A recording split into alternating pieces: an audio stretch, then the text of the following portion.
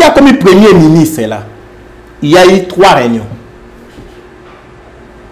Première réunion à Kinshasa, on participait à la réunion, chargé à renseignement militaire à Rwanda, patron à sécurité à Rwanda, ministre des Affaires étrangères à Rwanda, ici à Kinshasa, Karega, les renégats, c'est-à-dire rejetés dans l'Afrique du Sud, était dans la réunion, Chilombo était dans la réunion, conseiller spécial en matière de sécurité était dans la réunion.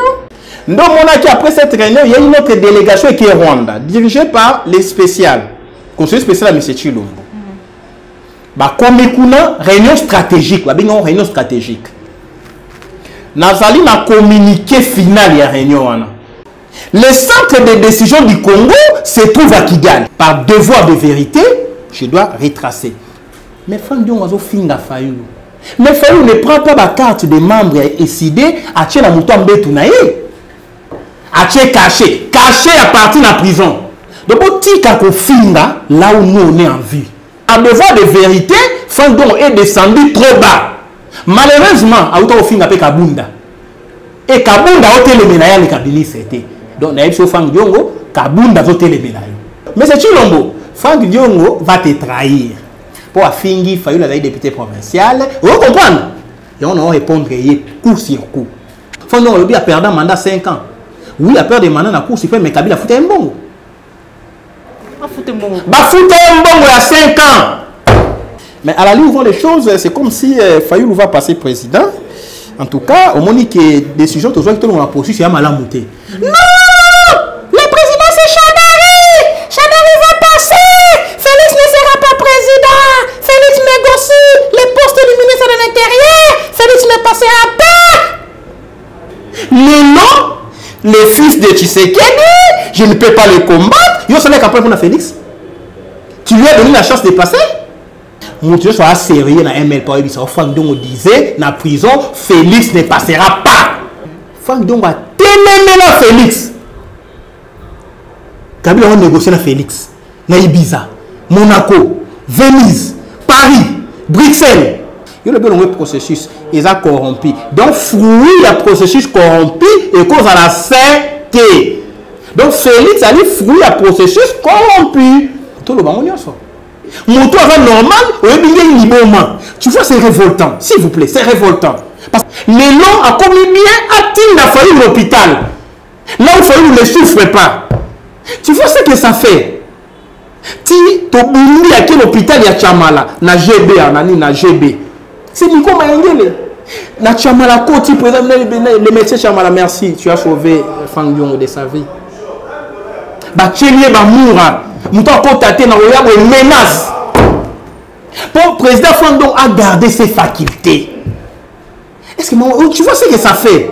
Donc, il pouvait parler de tout sauf qu'il fallait aller. Comment? Il fallait aller à l'hôpital. Quand il souffrait, il fallait venir à sa rescousse, moi, à l'hôpital. S'il vous plaît, président Franck. Le bon Macambouignon, surtout ça, le débat politique, critiquer le projet de société à Fayulu, critiquer la démarche à Fayulu sur le plan politique, mais qu'on le baké moto à ça normal. On le bazali liboma pour se payer ça Karega. Karega n'a le but de président Franck, il y a notre truc. Tant que les Nico Mayengele va confiter, il ne faut pas tronquer l'histoire. Donc là où le président Franck est, en tout cas, supportez-moi, parce qu'il y a une arme non conventionnelle. Il y a une arme de destruction massive. Je peux bombarder Franck Diongo, il meurt. À Koufi, et le MLP, il meurt.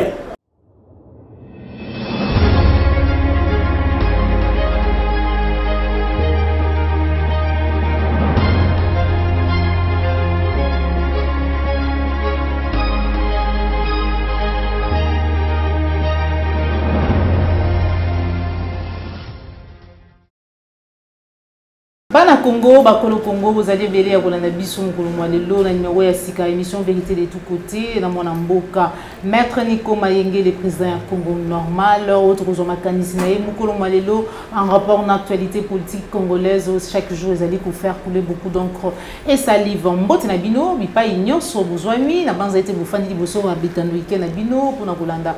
Émission Vérité de tous côtés, Yango, na Singa Nabino, chaque fois, la séquence de Bosso Nabino, était beaucoup que ça abonner massivement pour nous rater actualité politique sociale ya maetali mboka na biso République démocratique du Congo te le lengi na muti ko annoncer invité na ngam ko lelo ezali bongo maître Nico Mayenge le président Congo normal autre ko so vraiment makanisi na ye lelo déjà tozali na premier ministre oya bimi na gouvernement ya union sacrée ba congolais bazela nini azali nani parce que toko yoke belé mais maître Nico Mayenge azali moyi Maître Nico Mayenge azali moko ya ba congolais ba ko maîtriser politique ya mboka na biso ba ko telemela anti-valeur ba bazali ko lutter contre corruption bazali ko telemela occupation to yeba vraiment solo na maetali position to pe appartenance politique ya premier ministre est-ce que vraiment azali ba ko présenter biso moko moi l'autre ko yeba ngona kati émission oyo émission vérité de tout côté mais quand on solo l'appel sous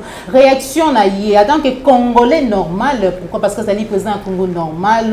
En rapport, on a réaction. Il y a Franck Diongo. Oh, Pebongo Azali. Moko ya ba collaborer na ye. Le lengue nini. Asili ko traité Martin Fayulu. Qui Azali ko bel Azali na problème ya mutu. Pourquoi? Parce qu'il y a lobby était Rwanda. Azali ko diriger République démocratique du Congo. Mais il y a mon ban émission. On repère ça matondo na yo Joël Gona go chasseur d'image. Je vous donne ici ma caméra. Matondo pe na yo réalisateur cordon Opi Mafuiku. Sans plus tarder, Mbote Maître Nico Mayenge, le président Congo normal. Mbote Madame Joël Kombe, Mbote na ba ndeko na biso nyonso ya Este, ba ndeko ba na Beni, Butembo, na au plateau, moyen plateau ya Minembwe. On va informer chaque jour que Maître Nico, il faut rappeler à la population que l'Est est occupé. Les militaires rwandais sont au Congo. Chaque fois, il faut saluer, on a début émission pour le peuple comprendre que merci beaucoup. Maître Nico Mayenge, tout côté vraiment l'actualité politique na biso mbala moko premier ministre Abimi et belé bakolo ba Maître Nico Mayenge les azali rwandais une partie 50-50 ba musu balobi azali moko ya ensemble pour la République ya Moïse Katumbi bien même toyoka kike bien même que notre yoka kike non aloba kike boyi primature. Version ébélée sur la personne et le Premier ministre, Maître Nico Mayenge, de réaction. Merci beaucoup, Tolandi Bissonioso, M. Chilombo. Après processus de théâtralisation de la vie politique au Congo, a déclenché qui depuis octobre 2020, on a bloqué la nomination à 3 juges, contestation, boycott de la personnalité dans le Parlement. Donc 7 mois après, ce n'était que pour ça. 7 mois après, vie à Congo, vie étatique, il y a là qui bloqué, ça ne marchait plus. 7 mois après, on nous présente qui? C'est M. Jean-Michel Sama, que j'avais connu dans G7. À l'époque, j'étais secrétaire général du MLP. M. Jean-Michel Sama Lokonde, Kwenge, Naeba qui est comme un Katangé de Likasi. Ouazali n'a parti à Ako, pour Ako et Kabwana, Ako et Patrick Bologna, kasi Ako et Dani Banza. Donc il y a DL ou topé DZ. Alors Ako et Dani Banza, il y a un Kendaka na G7. Alors monsieur Jean-Michel, Moto Sala qui est abimana miso, pour biso bandi politique avant il y a bandi politique na 2006. OK. Biso bandi politique na 2000. Alors Moto ali boso wa sala ike Jean-Michel aïba na politique et ali monsieur Kabila. Moto a présenté Jean-Michel et qui Matata Ponyo. Matata Ponyo, premier ministre, Jean-Michel qui parmi les cadets, il y a un ministre qui est Matata Ponyo. Alors que Matata Ponyo, pour Achao na Ebonga, il y avait beaucoup de critères. Oui, que le gouvernement a tout appris notre acquisa qui est en haut, ils ont au service, il y a Bapaya. Oui, bien, très bien, même, il y a un problème. Il y a des gens qui contestent sa congolité. Oui. Il y en a, ça c'est un débat ouvert. Même ancien Premier ministre, Pelunda Boulou, il semble qu'il y a une déclaration sur Matata Ponyo. Matata Ponyo, avec une équipe de Matata Ponyo, Jean-Michel Sama, Matata Ponyo a moto à quoi un avion. Va présenter à quoi un avion, crash et Salemi, tant que Katumba moi qui a Koufi.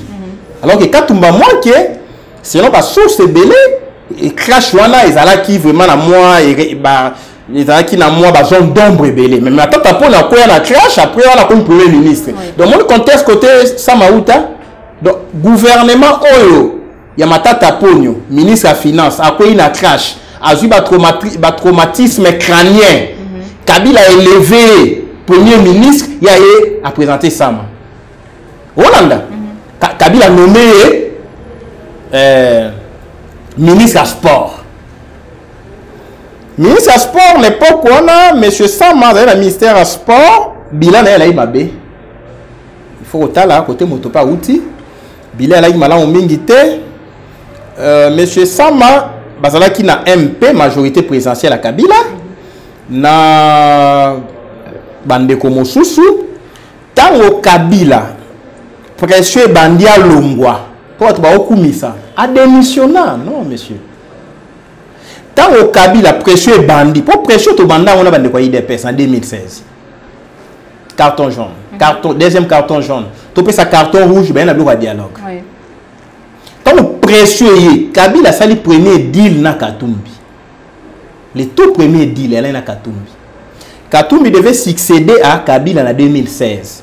Parce que Kabila devait consommer son second mandat à Mouibi et le dernier mandat. Maintenant, face à pression, à l'époque, comme Obama, Thomas Perello, on a Congo, agressé, Nini, tout ça. La pression, Katumbi comme Azamoto, avant d'entrer sur le plan diplomatique, on a lobbying à Makasi. Katumbi dépense beaucoup d'argent. De Yango Mona qui a entré dans le département d'État américain, on a entré chez les Juifs, on a entré dans tout type power international. Dans tout type power international, on a regenté sous région à Grand Lac. Bitumas bon exploitation minérale, multinationale, il y a tout type power international. Occupation à Congo, il y a tout type power international. Ndé basala qui analyse prospective et anticipative. Pour ceux qui Kabila Tolongolien Katumbi aya. OK.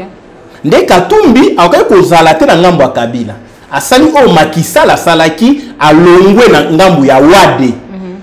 Makisa azaka ancien premier ministre Wade. Alongwe na ngambo ya Wade akei une opposition. Ya ba Djibril Cissé. OK. Akei une opposition na ba Cissé. Yango na Katumbi la fala longwa na ngambo ya Kabila akende na opposition ya Félix ya Etienne Tshisekedi. Il y avait du mal pour to yamba une opposition à l'époque. Nde Banza, Dani Banza, Jean-Michel, ou azena Dani Banza, longo na ngambu ya Kabila, ke kosala G7. Et dans la qui peut ou melater. Elle a dit que G7 2016 élections, pour le 2015. 2016 élections, on nomme Katumbi président, récupérer le pouvoir et tout type international. Mon IG, Yangoloki a démissionné comme ministre et à sport. Ake pa Katumbi opposition temporelle, c'est-à-dire il y a eu melaté. Ce qu'on Kabila a changé face. Tant que Kagame a plaidé dossier dans le monde, tu veux qu'il y ait dialogue. Moi est-ce que Katumbi la Kabila exacté va continuer 2 ans au pas Tshisekedi d'après ça bon. Pour pas Tshisekedi d'après ça qui Kabila 2 ans. Hein, révélation à Liboso yangwana papa Tshisekedi d'après ça Kabila 2 ans. Pour l'époque, Ngazaki na Franck Dion est secrétaire général le secrétaire national. Okay. Alors, tout ça, les FAD, Front anti-dialogue. Okay. Vous comprenez le dossier Franck Diongo. Donc, Franck Diongo ne peut pas vanter Félix, qu'il ne peut pas combattre les fils d'Etienne Tshisekedi. Parce qu'il a combattu les pères. Donc, il ne faut pas que jouer dans la zoobologie politique. On veut Toko Mawana. 2016, 2018, c'est Papa Tshisekedi. Tout ça, il faut anti-dialogue. Faut anti-dialogue, c'est FAD. Et il y a un acte clé à fond anti-dialogue, Franck Dion. Papa Tshisekedi, 2016, décembre. Franck Dion, il y a décembre. Dialogue, il y a décembre, le 31. Tozong il Badani Banza. Bakei na Jean-Michel Wakomi premier ministre. Bakei na ngambo ya Katumbi na G7. 2016 G7. 2017 Michel Banza G7, Michel Sama. Tango Kabila sali siko deal na Félix. La main est très bien madame, sois concentré. Tango Kabila sala deal na Félix. Pour dire la Félix c'est en 2018 et en Genève té. Franck Dion a témoin. Et bandaki na Ibiza, hein? Monaco, Venise. Oh, attends, Ibiza 1, Ibiza 2. Episcopo. Hein? Monaco. Franck Dion a combattu qui Félix. Na Ibiza 1, on voulait faire de Félix Premier ministre. Ibiza 2, Venise, Paris, Monaco. Ce sont des réunions entre les kabylistes et les tshisekédistes. Oh, Franck Dion a na TV a publié na ba manifeste à voyage. A publié na ba billet d'avion, na hôtel. IDPS a trahir. Bani ba koto tel tel, ba louo tel tel, ba on négocier na papa Tshisekedi. Ozolanda. Nde sikoyo tango po Jean-Michel Sama ali motoyo azana Dani Banza. Ba on ba lingi opposition molaité. Nde ba yo kolongwa lisusu G7. Ba ke kokota na Palou et allié. Palou et allié, il doit soutenir Tshilombo. Vous l'avez dit non? Parce que dans l'information que Kabila place à l'État pesa Katumbi a changé à pesa Tshilombo. Nous sommes comprendre. Balongwe AMP baké G7 pour Katumbi venir comme président et raté en 2016. Et on voit Katumbi pas troisième faux penalty. Mais on dit faux premier faux penalty, on dit deuxième faux penalty. Il faut d'abord rendre compte tout ça bisa on ndenge pour bénéficier na deux faux premier penalty. Tant que raté allez baké pa ya monsieur Tshilombo 2018. Dani Banza ça la campagne ya Tshilombo. Bologna na ngambu ya Kabila. Olandi? Nde sikoyo Jean-Michel ayo comme approche ya monsieur Tshilombo. Tshilombo a nommé na Jekamine. Kabila a contesté parce que pour la Kabila bah qui G7 oui. Vous savez Jekamine poumon économie bato ba qui G7 il a fallu ba comme président en 2016 Katumbi na Kabila ba yokaniki elle affaire ya lochocho ya la copa la vérité on a Mike Mutayebi yango Mukebai oh tant azali na prison ayobaki Katumbi na au moins politicien tant bobeba ni mwanda mbolo ba vérité Katumbi ba beba na Kabila mambongo je cite Mike Mukebai pour les gens va donner des leçons ba beba na Kabila mambongo pour Katumbi azonga na Congo il a fait la foutre mbongo ya Kabila ça c'est Mike qui est dans la prison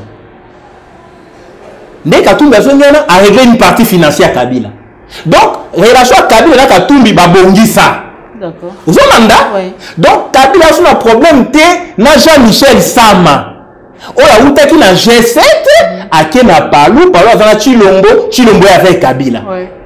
Vous savez, donc ce n'est pas un oiseau rare. Jekamine, Batelemelier, ti Kabila Tshilombo Babongisi, à côté de la fonction. Na souka, les deux ordonnances ont été appliquées. Oui. Tu es d'accord avec moi? Oui. Qui ont été na CNCC, Jean-Michel Sama na Jekamine. Oui. Conflit, il y a ordonnance Kabila na Tshilombo résolu. Voilà. Oui. Kabila Ndimi Jean-Michel Sama na Jekamine, Ndimi P Kyungu na SNCC, les deux ordonnances ba appliquer to comme na schéma ya union sacrée pour FCC 4 et Bebaki et na terme ma réputation, cache pe na réputation à bien té, ndé ba ko ça union sacrée. Tant ba ça l'union sacrée. Si ko ba li ba zo ba peuple. Bino bolobi voilà premier ministre là fallait où c'était ça le débat. Katumbi a passé cahier de charges. Monsieur Bemba a passé cahier de charges. Mon ami Kabound, que je salue en passant, puisque au-delà de la politique, on a la relation avec les Congolais. Ouais. Mon ami Kabound, n'importe quel secrétaire général, il y a IDPS, le secrétaire général MLP, on se voyait, dans le cadre politique, ça secret. Oh non, pour la primature, il faut poids politique. FCC va transfige, on va protéger le droit à Bino. Dani Banza, Oyo parti na Bimisi premier ministre, c'est un ancien kabiliste. Jean-Michel Sama, c'est un ancien kabiliste. Et Nani, le monsieur Kabounda, le binga n'a protégé l'intérêt kabiliste. Vous comprenez? Maintenant les kabilistes, c'est qui na ensemble, qui na FCC, qui na cache, na ancienne MP. Bazapé, bakabise msou pe ya sikape ba kotipe na IDPS. Ba s'est transformé. Donc, bref, Jean-Michel Sama, un jeune comme nous, une quarantaine d'années, problème est lié à jeunesse, problème est lié à intégrité morale, problème est lié à patriotisme, l'amour du Congo. Les renouvellements de la... Non. Il y a d'une classe politique congolaise. Non, c'est faux. Bilonga Sika. Non, il y a Bilonga Sikate. Il y a Bilonga Sikate. Nathalie, son parcours. Il y a Bilonga Sikate. Tu as comme premier ministre là, il y a eu 3 réunions. Première réunion à Kinshasa, on participait à la réunion, chargé à renseignement militaire à Rwanda, patron à sécurité à Rwanda, ministre affaires étrangères à Rwanda, ici à Kinshasa, Karega, les renégats, c'est-à-dire rejetés dans l'Afrique du Sud, était dans la réunion, Chilombo était dans la réunion, conseiller spécial en matière de sécurité était dans la réunion, ici à Kinshasa. 5 personnes. On a présenté ça, que la délégation rwandaise, le ministre de Rwanda, moi aussi, chargé à l'économie, le ministre de l'économie, il y a une réunion. Il y a affaires, économie, partenariat, relations. Le Rwanda, partenaire privilégié à M. Chilombo. Et ce régime de Kinshasa ne fait rien sans consulter les Rwandais. Donc, après cette réunion, il y a une autre délégation qui est Rwanda, dirigée par les spéciales, conseiller spécial à M. Chilombo. Comme une réunion stratégique, réunion stratégique. Nous avons un communiqué final de la réunion. Ils ont rendu ça en anglais. Réunion Salemika, réunion stratégique, réunion stratégique, la stratégie à éviter. Kagame, avant de nommer Premier ministre, je vous donne la date. Réunion stratégique, j'ai envoyé les copies à Londres, interpréter document en anglais. Comment Kagame, dans la tête de la francophonie, une réunion document en anglais. Congo a participé à la réunion, toi pays francophone. Il fallait publier 2 documents. Anglais, français. Le professeur Mike.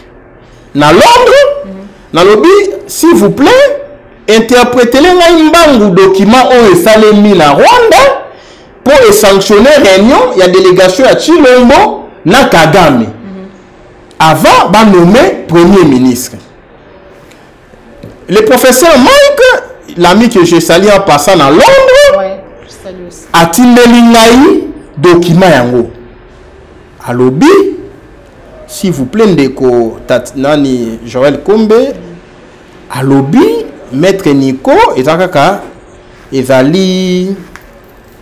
allaient communiquer protocolaire. Ça, la Kanasuka, il y a réunion, mais dans 4 jours, il y a une réunion stratégique.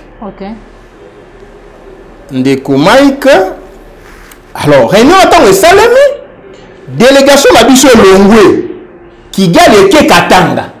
Nathalie sur 3 réunions. Kinshasa, Kigali, Katanga. Olanda maman. Ce qui Joël a qui zoomé, nani ndeko gona, c'est ça les documents. Voilà. Réunion où Salemaki na Rwanda, moni drapeau na biso na ya Rwanda. D'accord. Document est en anglais. Ndena tindi na congolais normal moko ali na Londres, c'est un professeur anglais et bien anglais makasi, n'a interprété à lobby communiqué conjoint de la réunion sur la défense et la sécurité entre la République démocratique du Congo et la République du Rwanda. Mon titre document, qu'on a en anglais, titre et en français. C'est tenu à Kigali du 12 au 14 février. Le Premier ministre est quand? Les 15. Les 15, un jour. Du 12 au 14 février. Ok. Saint-Valentin. Nous allons fêter Saint-Valentin. Na Rwanda complot sur la défense et sécurité à Congo. Et ça défini na Rwanda. Le Premier ministre aura la défense, oui ou non? Aura la sécurité du pays, oui ou non? C'est un domaine partagé entre chef de l'État et Premier ministre. Et Kagame devait avaliser les choix. Est-ce que vous comprenez? Avantage à Nico Mayengele. Je ne viens pas parler pour parler. Est-ce qu'après à Rwanda, Bakendeki, Siko, Lubumbashi, Katanga? Oui, tu as la paragraphe, maman. Faisant suite à la directive stratégique proposée par les organes de défense et de sécurité de la République démocratique du Congo et de la République du Rwanda, notamment par les chefs d'État de deux pays, sur la coopération et la coordination dans la lutte contre les menaces sécuritaires, une rencontre bilatérale de très haut niveau entre la RDC et le Rwanda s'est tenue à Kigali du 12 au 14 février 2021. La délégation de la RDC était conduite par Son Excellence François Béa Kassonga, conseiller spécial à la présidence en matière de sécurité. Ça, c'est le communiqué en matière de sécurité. Et celle du Rwanda était conduite par le chef d'état-major chargé de la défense, le général Jean-Bosco Kazura. Le chef responsable militaire et les services secrets des deux pays ont participé à cette réunion. Service sécurité de deux pays, les responsables de défense de deux pays. La réunion faisait suite à la visite de très haut niveau de la délégation rwandaise à Kinshasa le 19 janvier. Réunion à Kinshasa, le 19 janvier 2021. Et s'inscrivait dans la ligne des décisions du mini-sommet virtuel convoqué par son Excellence Président Félix Tshisekedi Antoine, auquel son Excellence Paul Kagame, parmi les autres chefs d'État, s'était joint. Au cours du mini-sommet, les chefs d'État avaient décidé de renforcer la paix et la sécurité pour le développement régional. Au cours de cette rencontre, dernier paragraphe, s'était également exprimé une démonstration de l'engagement infaillible des deux chefs d'État, Kagame et Tshilombo, pour l'engagement infaillible. Suivez-moi très bien. Au cours de cette rencontre, s'était également exprimé une démonstration de l'engagement infaillible des deux chefs d'État pour le rétablissement de la paix dans l'Est de la RDC et dans la région. Une série de recommandations et un plan d'action imminent. C'est un plan d'action imminent pour leur exécution avait été décidé au cours de la dite réunion, fait à Kigali le 14 février. Sikoyo Fayou Alobi, le Rwanda dirige le Congo Boboï. Le centre de décision du Congo se trouve à Kigali. Le document est là. Ndeto kota mbala moko na dossier ya bato bazo critiquer bato finga Fayulu. Ouais, exactement, to komi wana uti koloba awa ki Ndeko Diongo a trahissa papa et John Tshisekedi pour tout kota na dossier ou alobi na Ndeko Martin Fayulu et Tshisekedi a ki ndeko zwa soin azali na problème ya mutu réaction na qu'est-ce qui s'est passé pour le trahison bete les ala ki vérité ya liboso o bimisaki na munoro na yo pour na kotalisa na mukili ete les lois ko défendre Félix Antoine Tshisekedi alors que a trahissa papa na il y a pour arriver là, on comprendre maintenant suite ce qui a été décidé dans Rwanda, il y a une réunion à Katanga. Kabila a été associé à Katanga. Katumbi a été associé à la réunion à Katanga. La présidence, il y a Tshilombo. Ndé bazu compromis dans Rwanda, bazu compromis entre les Katangais pour la paix entre les Katangais. On parle de montage pour donner de l'importance à l'événement. On a désigné fils du Katanga qui m'est côté. On a dit ma blague, ma aventure. Nathalie Chot Axe qui chasse à Kigali Katanga. Premier ministre Aoutiwana. Il est délicat si. Son père est délicat si. Sa maman, dans un doute, on va enquêter. Poto Yeba. Est-ce qu'il y a Ali Motoya Katanga, toi Ali Motoya Est, est-ce qu'il y a Ali Motoya pays voisin, tu éviter, moi, nous avons créé. Pour découvrir les journalistes mon corps à moto Équateur maman n'a mis bimisa Mouavu il y a qui vous mais maman n'a pas rwandaise. Ce sont les journalistes prépayés. C'est un jeune homme qui cherche la vie. Il est de l'Équateur. C'est un juriste. C'est un journaliste. Il travaille avec une dame là. Maman n'a document officiel et Mouavu dit Kivu. En réalité, elle est du Rwanda. Donc tu vois comment on nous infiltre. Et au moment où on a la chaîne, on a le français, on a la Parce que tout le français à son collège. Bon, ça c'est lui. Mais en réalité, les origines de sa maman, c'est Équateur. Mais il a le nom de l'Équateur. Est-ce que vous comprenez? On a continué l'enquête dans l'origine de la maman. Mais papa, tu dis que c'est un Congolais, il est délicat. Il a trouvé compromis dans Katanga. Moi, dans Katanga, aïe, pour des raisons politiques. Au Kabila Ebi, Kagame, na Katumbi. Au moment où Katumbi a félicité. Alors, il y aura une parfaite collaboration. Mais alors, qui fait journaliste, moi, quand on dit quoi, lobby, que non, tu voilà, Maïzali, Koloba, Maïtazali, Assemblée pour la République, Azali, en côté, nous avons dit que là. Alors qu'il y a Sima, tu vas continuer Koloba, que non, Azali, il y a Moïse Katumbi, il y a pour Koloba. Katumbi a lobby, a séparé dans le choix. Binobo Lobanyo, c'est Koloba, Katumbi a félicité. Il a félicité moto dans la société dans la processus de désignation. Franck Diongo n'était pas dans le processus. Il y a élection à Chilombo. Vous comprenez? Mais aujourd'hui, il veut tirer profit. On va féliciter la moto au sein du processus, au courant de contrôle. Katumbi a le contrôle du Premier ministre. A félicité lui pour travailler dans parfaite collaboration. Il y a moi ce qu'on dit, bateau finga. Monsieur Fayoulou, présent élu. Donc on ne va pas présent élu, il y a histoire. Bon, changer en côté. Même Jésus-Christ, on va quitter là les fils des charpentiers. Attaque aux Nzambe. Mais identité à fils des charpentiers, au quoi on l'a en côté. Il y a que Nzambe ali moto a outi na se. Tinate eza na tina. Fayoulou ali moto a outi mwana ya njili chango tinate na tina. Fayoulou ali moto yo tant a commis candidat, il a cru à sa candidature. Moi j'étais avec Franck Dion. J'aborde directement quelque chose tourné Franck Dion à lobby Fayoulou motoune ko salate. Nani Mike Mukebai à lobby yango. Mais au bon ça dit que na Mike Mukebai na Franck Dion bazo relayer ba propos ya Karega. Pour Karega ne mutabanda yango. Abi il a des problèmes psychiques. Quand il a nécessité traitement. Voilà Karega. Donc Franck Dion il se présente en larbin. Na Mike bazo relayer propos ya Rwanda. Tout en sachant que le premier ministre est issu du Rwanda. Poste. Laissez-vous comprendre. Parce que Kagame a comme au Tchabatu. Chilombo c'est un Congolais, non? Mais Kagame a dit que c'est un Rwanda. Ndenge mo pe premier ministre pe Kagame pe andimi. Le point va dire que le pouvoir se décide na Rwanda. Toi appuyer Karega pour faire de moment enseigner bien politique, on ne fait rien pour rien. C'est mon père politique.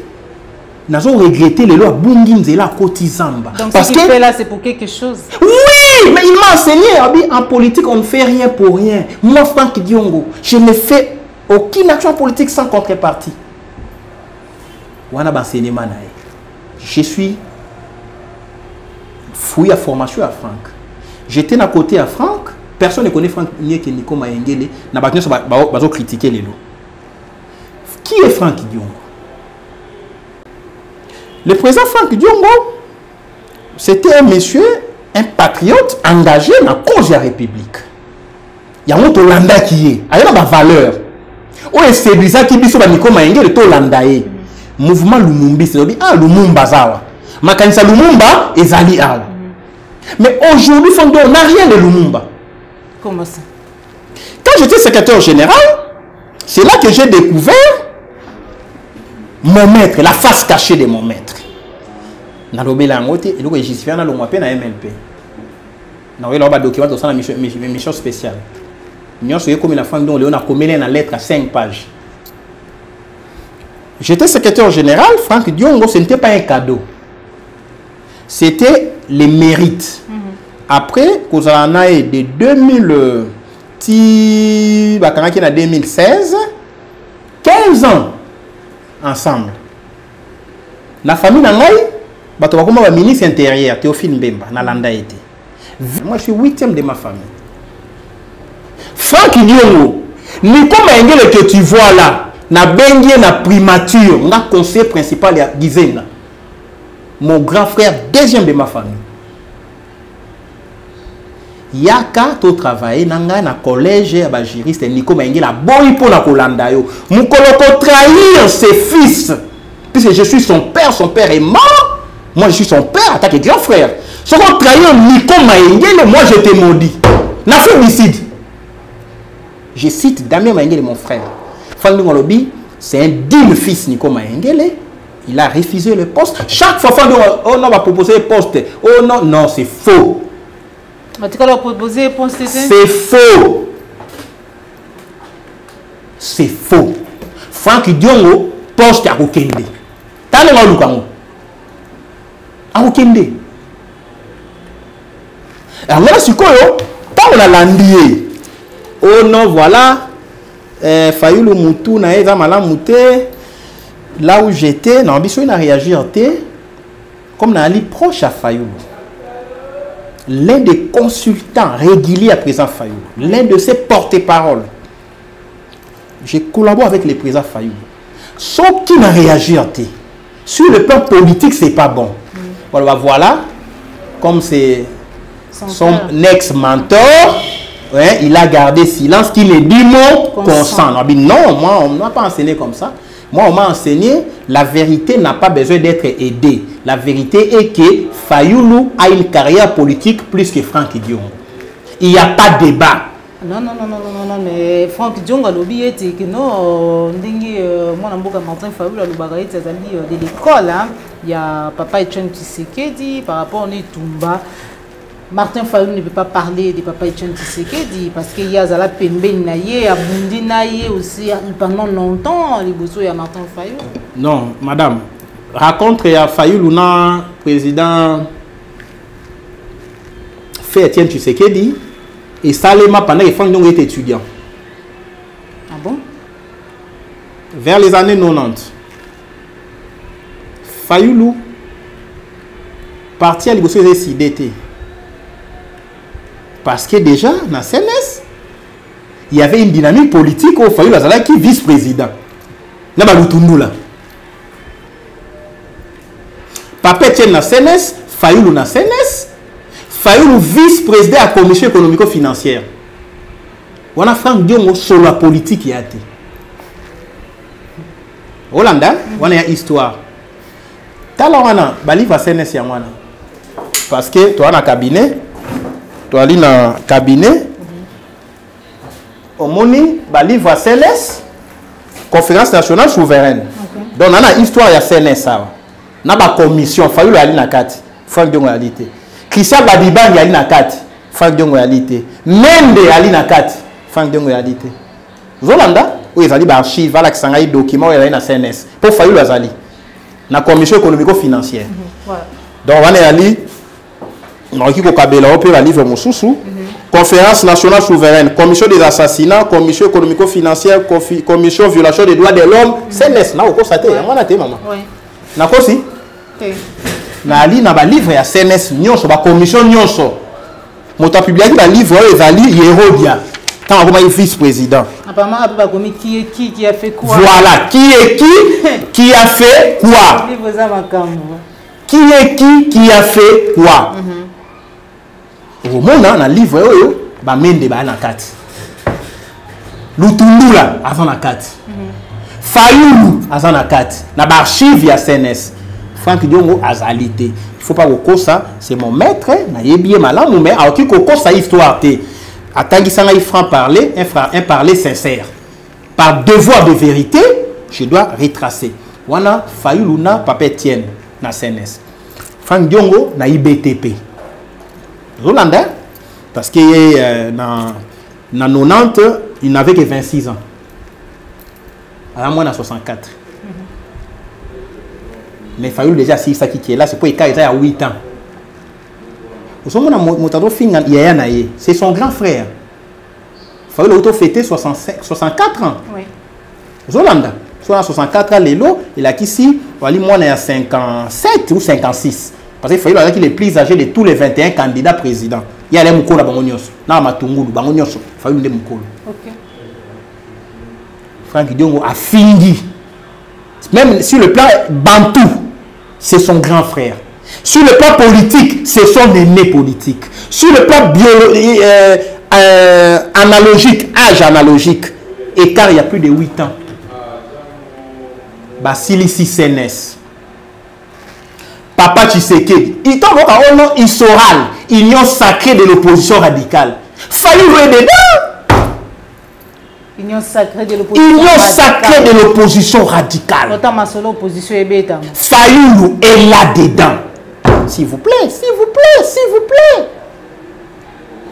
Le président Fayulu, puisque c'est un homme destin, c'est un économiste, qui a cursus, et ça dit que par devoir d'expertise, il a fallu travailler dans le système international. Il y a ExxonMobil. Fayulu a étudié en France, a étudié aux États-Unis, il a été découvert. CNS Sili, Bakani CNS dans ma casse. Je bloque, j'ordonne la fermeture de la CNS. Mobutu se radicalise. Fayulu fait le monde entier. Europe, Amérique, Afrique de l'Ouest. Il a acquis l'expertise dans le domaine de pétrole. ExxonMobil, DG Afrique de l'Ouest. Avec siège aux États-Unis. À sali cursus normal. Là, le président Fandon fait quoi? Quand Fayulu travaille à ExxonMobil, Fandon travaille dans quelle entreprise? Fandon il fait quel type d'affaires? Entre 94 parce qu'il y a plus de référence, il y a dialogue. 2003. Il travaille où? Il fait quoi? Presque rien. Sauf ma petites activités, taxi, tout ça, ça j'ai une parenthèse. Puisque je les connais très bien. Pendant ce temps, je n'entre pas dans sa vie privée, hein, parce qu'il a à connaître beaucoup de difficultés aussi. Il a broyé du noir. Hein, il a exercé le petit métier, tout ça, pour la survie. Je n'entre pas dans cette vie-là. Mais là, Fayulu est hissé au firmament des affaires. Franck Dion, on va entrer dans la partie à Mende. Vous n'avez pas Mende. Mais MLP, là, c'est le parti de Mende. Il injurie les gens. Moi, je l'ai découvert quand j'étais secrétaire général, je ne savais pas. Moi, il y a 15 ans. Il ne faut pas injurier les gens. Les partis là, MLP. C'est Mende. Franck Dion était secrétaire général de Mende. Il a détourné les partis. Chose que Nico Magné n'a pas faite quand il était en prison. Secrétaire général, n'a pas parti comme MLCE ou bien MLM. Mouvement Lumbi c'est Mayengé. Non, je ne peux pas faire ça. Même de a laissé les partis. Ceux qui mènent à se retrouver dans RCD à cause de Franck Diongo. Ceux qui mènent à un dialogue, il y a bête ma dialogue. C'est à cause de Franck Diongo. J'ai découvert ça après. Il m'a dit non, je dois quitter ces partis. Comment? Dialogue nous est tué. Il faut aller dans le dialogue 2002-2003. Mende à l'étranger. On prend les partis de Mende. Mouvement de Lumbi, c'est là. Fandon change le document. À commission au président. Pour accorder un dialogue. Au moment où MLP a date de naissance, non, 17 janvier 2000. Non. Même va se retrouver dans RCD pour aller à dialogue. Il y a un moment de la fin de l'eau, raté. Laissez-vous comprendre. Oh non, tant que vous un dialogue, il faut aller mais il y a un dialogue dans le statut mini. Par la petite porte. Maintenant, le banana Mende est en vie. Hein? Mende est en vie. Babak Sakara paix. C'est le parti de Mende. Mouninga Tigelo parti, ton frère, secrétaire général, accueilli exil, dialogue lié, au changé comme président à parti, au modifié combo, au côté dialogue pour la poste. Il y a député à transition. Et nous, on ne savait pas. On a suivi l'homme, l'idéologie lumumbiste. Est-ce que Fayulu, à ça, papa, tu sais du coup d'État dans la CNS? Fandon a fait amener des coups d'État politique. Quand j'ai découvert ça, Nasuka, après avoir fait 15 ans avec lui, j'ai pleuré. On m'a dit, ah, Nico Maengele. J'ai pleuré, madame, je vous dis, je jure sur la tombe de mon père. On m'a dit, ah, on a étudié président Franck. On a géré secrétaire général, fait un fonctionnement exact. On a géré secrétaire général, salaire exact. Si vous êtes en prison, Nico Maengele, on a dépassé un bon rebelle pour naïe. Je rêvais de l'Afrique du Sud, j'ai acheté ma Jeep Pathfinder. Oh non, il y a une personne qui a Jeep. Il n'y a pas de ce que vous avez dit, ah, il y a un président, c'est dangereux. Hollande, on a Kimi là, c'est dangereux. Nando Hollande, on a secrétaire général travail. On manipuler, tout mettre au détourner ni Franck Diongo par rapport à Fayoulou. Non, le bâtiment, je suis permis à Fayoulou. Bah faiblesse à Fayoulou, je lui dis présent, ah ouais, ça ne va pas. Je disais au plus à Franck Diongo, ici ça ne va pas. Franck Diongo est en prison. Je vois Fayoulou comment il gère son parti. Devos Kitoko, secrétaire général. Il fit mon collègue secrétaire général. Devos Kitoko gère les cartes, il y a parti comme Kabound, comme Jacques Mang à l'époque. Il gérait les cartes IDPS. Ouais. Mais Franck Diongo a fait à Fayoulou. Mais Fayoulou ne prend pas la carte des membres et décidé à tirer la mouton Betounaï. Comme Franck Diongo faisait. Moi, secrétaire général, Franck Diongo en prison a vu ma carte de membre, carte $10, à tirer la mouton Betounaï la prison. Ce que la partie sur ma carte $10, Nana, qui est secrétaire en la partie Tilelo, Nana Mukuna, à Sali Kombo. Donc, on doit faire la Fayoulou, même si le père a joué politique, sincèrement parlant, on a bénéficié de la formation politique, mais agir politique, il y a eu mon leader. Tout le bac, ça, c'est sa personnalité. Okay. Madame Joël, s'il vous plaît, on est bloqué ici Kanda, pour aux filles à moto, à ça, l'agissement, moi, l'icolo. Dans le canal, aujourd'hui, carte de membre, tu as la moto en bétou. La prison. Nana, oui. Oh non, non, quand tu as MLP, a commis. Joël Kombe, carte $10. Si vous commis 5, 10, à $800 à Tanguy, c'est à qui la prison, Franck Diongo a signé carte. A caché. Caché à partir de la prison. Ce sont des révélations graves. Est-ce que vous comprenez? Je suis secrétaire général. Maman, là, dans un peau, il y a secrétaire général. Caché, saut. Qui est un élément de l'administration. La prison. Au routine d'un petit bassin, la TVA fin à Nico Maengele. Nico Maengele avait acheté le bus, oui. Nico Maengele avait acheté des véhicules. J'en ai acheté 7 dans ma vie, 7. Je suis avocat, ça fait 15 ans, maman. Oh non, détourné, il y a MLP. MLP a un caché, dans la prison. Franck Diongo a tiré la moto, même pas $1. Si vous avez $100, au fond au samba, à fond de chaloupa, la samba la chaloupa, le chocho là. Hollande. Donc, au tika ko finga, là où nous on est en vie. Je ne suis pas décidé. Je suis en vie, mais par devoir de vérité, Franck Diongo est descendu trop bas. Parce que quand il a pris Karega, c'est pour un poste ministériel. Malheureusement, à autant au finga avec Kabunda. Et Kabunda a été le ménage le cabinet c'était. Donc, naïf sur Franck Diongo, Kabunda a été le ménage. J'ai des entrées dans la présidence. Voilà. S'il vous plaît, 30 secondes. Oui. J'ai des entrées dans la présidence.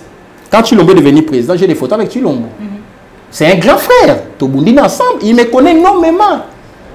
Les amis qui sont dans le collège juridique, ils m'ont appelé, maître Félix Naboyi. Franck Diongo Boya. Poste. Négociation Naboyi poste sous Kabila. Kabila m'a proposé ministère. N'a trahi Franck Diongo. J'ai refusé. Mais Franck Diongo est sorti de la prison. Il m'a trahi. Il m'a trahi comment? Il sort de la prison. Avant de sortir de la prison, il négocie sa liberté. Parce que bah, l'objet moi mingi na longo processus tout ça tika ça fait dans 5 minutes. Il sort de la prison, il m'a trahi. Moi on a failli me tuer. Il négocie sa liberté. Franck Diongo quitte les processus. 30 secondes. C'est important maman, c'est une émission, c'est aussi ça dans le dossier tout sur Kakaka. D'accord. Franck Diongo, quand est-ce qu'il a dit qu'il a quitté? Ça c'est faux. Franck Diongo n'a jamais quitté les processus. Ah, comment ça? C'est faux. Parce qu'on veut tromper le peuple, c'est faux. Pose-moi la question, comment? C'est faux, Franck n'a jamais. En fait, je ne vois même pas comment poser cette question. Comment est-ce qu'il y a le long processus? Non, c'est faux. On a envoyé là un document. J'ai laissé ça dans mon bureau dans la ville. C'est faux, il n'a jamais quitté le processus. Franck Idiongo était candidat. C'est moi qui ai présenté. C'est moi qui ai présenté sa candidature. Nico Mayengue. To samba pe la cour d'appel pour la dossier Franck Idiongo. Candidature à Franck Idiongo. Parce que toujours qu'on soit peuple. Pourquoi? J'ai aligné en tant que secrétaire général 127 candidats. Katumbi a payé 127 000 $ pour Franck Idiongo. J'ai aligné plus de 130 candidats députés provinciaux. Katumbi a payé 130 millions de francs. Comment est-ce que parti MLP à Franck Idiongo? Pour Franck Idiongo. Ndenge mo ka futaki pona ba candidat ya Sesanga, ndenge mo futaki pona ba candidat ya Claudel Lubaya, ndenge mo futaki pona ba candidat ya Pierre Lumbi, ndenge mo futaki pona ba candidat nyonso ya ensemble pour le changement. Eliezer Katumbi tafuta caution nae. Alors kazaki nanga muso. Daniel Safu Katumbi ndenge tafuta caution nae. Christelle Vwanga Katumbi tafuta caution nae. Il a payé la caution pour 3000 candidats, 3 millions de $. Bon, quand on a tweeté, on a commis, on a dit, Franck, l'ingratitude est Franck Idiongo. Tu vas finir, mais tu commentaire positif et belé. Na page Facebook, Maître Nico Mayengue Lengenge. Pourquoi l'ingratitude est Franck Idiongo? Talala, Katumbi, non? Mais c'est Chilombo. Franck Idiongo va te trahir. Katumbi a Fouta. Kabunda, c'est un ami. Kabunda a le sang. Il y a Nico Mayengue. Le sang chaud. Franck Idiongo a le sang chaud. Vous comprenez? Kabunda a télémé la Franck Idiongo a le premier ministre. Parce que Franck Idiongo a le baki Kabunda a la Jacques Kabila. Tant que ça qui compte rendu devant FCC. Vous entendez? A Sengelake pardon devant les Rwandais. Bolimbi Sakabund na Sengele pardon. Pourquoi on dit que non? Ingratitude. Il m'a trahi d'abord. Avant de en prison, tu sali ba candidature, tu présenter ba candidature. Ba candidature non sur MLP kota qui to qui ba numéro, ba candidat MLP ba sala qui déjà ba fiche à campagne. Ba longwa kana processus na période au CENI à tchaka pour na retrait des candidatures. Période où les cas katotika la candidat. Si mon colo failli dans son Kinshasa, abanda campagne. Tant que toke na cour d'appel à Gombe, on a des candidat basali ba fiche, basali ba banderole, élection campagne de bandalobi. Balon élection campagne de bandalobi. Le Kouta, c'était un discours politique et j'étais secrétaire général. Na télé la qui discours na comé la qui. Na bitika ba candidat basala campagne. Nico Mayengue avait près de 2000 fois dans la campagne. Ok, bon, la machine, on dit Nico Mayengue, donc on la vote. On était là. On a un processus, mais sur une petite page, même par hasard, on écoutait un candidat MLP. Donc on a processus, le Kouta, un discours politique. Quand est-ce qu'il a décidé de faire la campagne? C'était ça, la décision. Et non quitter le processus. On a une différence. On a côté ici dossier Franck Idiongo. Député provincial, Yangalema. Je dis bien député provincial. Pour Afingi, il fallait la député provincial. Vous comprenez? Et on a répondre coup sur coup. Franck Idiongo, candidat député provincial. Franck Idiongo en prison. C'est Nico Mayengue qui écrit dans CENI. C'est carte d'électeur. Vous avez dit tout ça pour la carte d'électeur. Bah tiens, pour enrôler dans prison. Franck Idiongo a eu carte. Mouyambo a eu carte. Les deux prisonniers. Na commis lycéeni. Copie pour information Alexis Tamboué Mwamba, ministre de la Justice. Pour voir quoi ça peut. Alexis Lobby, Franck Idiongo a droit aux cartes. Il n'a pas été déchu de ses droits civils et politiques. Non, il n'a pas de document, tout ça, émission, rien que sur les documents. D'accord. Tu as vu lettre Alexis, oh, le Franck Idiongo a carte d'électeur. Tu as continué à dossier à CENI à Franck Idiongo. On a réceptionné ça. Ba fichier. Na bato ba kotisa qui va dossier na CENI député provincial.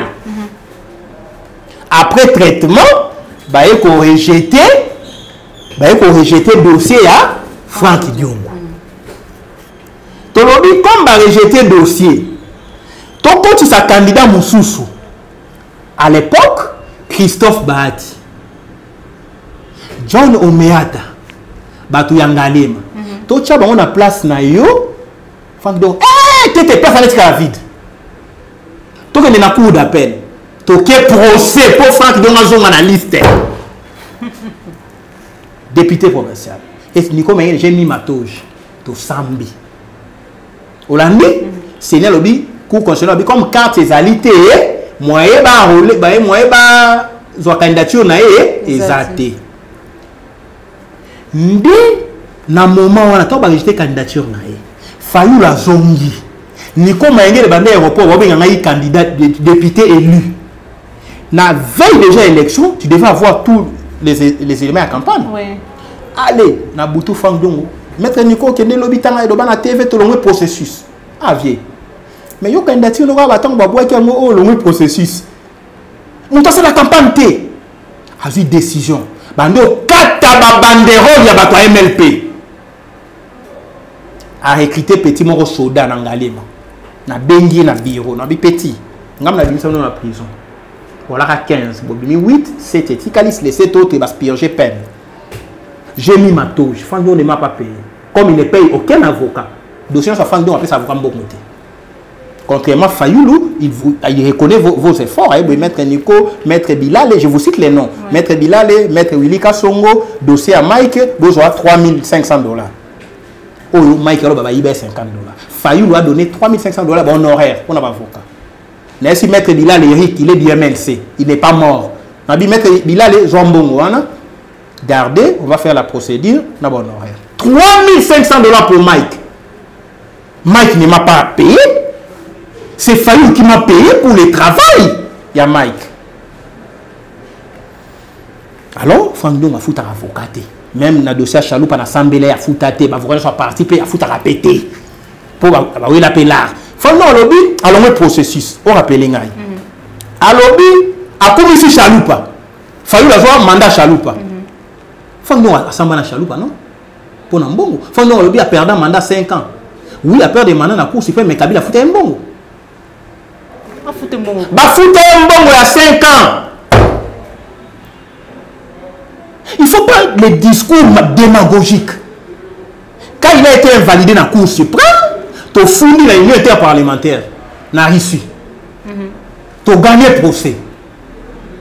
Ça dit recommandation dans Obé Minap. Tu as réintégré dans le Parlement. 17. Je suis un ministre.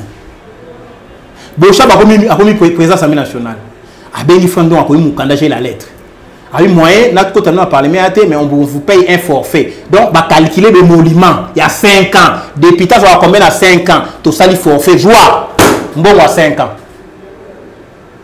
Ndé conflit dans Chaloupe et Outawana. Chaloupe, mais n'est-ce pas Zimbongo au Pessingaïté. Fandon habité. Et un dossier, Chaloupe a fait un mais Moutouana a droit. Là, il avait raison. Yo ndo zona ndenge na yo ngapena zona ndenge na mais dossier na budget et ça Franck Diongo Chaloupa. Mais quand on a payé pour Franck Diongo. Ndé procès Outawana. Au père des mandats mais ba foutu au mandat. Est-ce qu'on perd dango? Voilà. C'est ainsi que on comprend d'être évolué. C'est ainsi que quand le Franck Diongo a lobby tout ça la campagne té.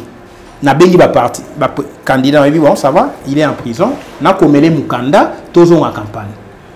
Nabi mambo sali kolongola na campagne basa la campagne té na kena moni président Fayoulou en pleine campagne j'ai la lettre tant fois donc à sali discours mi anja katanya on a TV René Salimate on note longwe na processus c'est faux il a fallu battre basa la campagne té mais à l'obit otikali batu ya lamuka ndé na moni président Fayoulou pour na rassurer le président Fayoulou candidat président to tambolé na Kinshasa scène président Fayoulou candidat président Nico Mayen secrétaire général Franck Diongo a longé dans sa campagne et non a longé processus pour ba comme on affiché ba numéro ezali ba tourner ba photo bango ba la campagne par hasard ba talika muta Franck Diongo on a d'alliance na mon président Fayoulou le président Fayoulou a tout discours no yo qui MLP a se retirer ngana secrétaire général na eko garantir yo que ngana ko la campagne pour na yo to longwe biso ba député ya MLP